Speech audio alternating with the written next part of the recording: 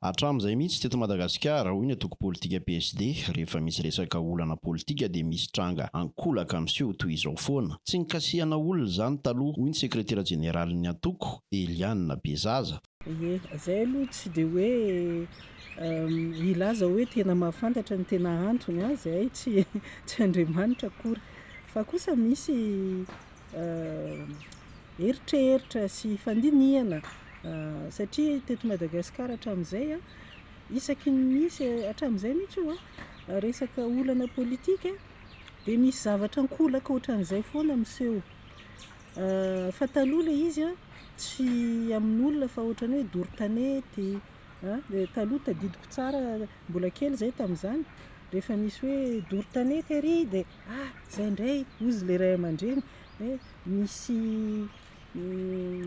fanakorontanana zavatra ohatran'izany zany hoe tsika zany tsy mba mahay mivantana hoe zay tsy tian'izao fa zao fa any amin'ilay action ambadimbadika zany no ampiseho an'ilay tsy fahafaliana na zavatra ohatran'izany. Ny tranga ankehitriny kosa dia nanomboka tamin'ny fitondrana teo aloha io misy fikasihana olombelona io. Teo ny varira, fakana-keriny, ny mitovitovy amin'izany rehetra izany. Matotry nisy izany io taloha fa izao vao nisy dia nisy soni. Fantatra amin'ny dikan'izany dia ny hoe nisy olona tsy faly fa nesorina teo amin'ny fahefana dia mitady anakorotana hiverenana amin'ny fahefana. Ity indray mitoraka ity nanomboka tamin'ilay fitondrana teo aloha no nisy fikasihana olombelona. Varira, kidnapping, zay zany no hitanay.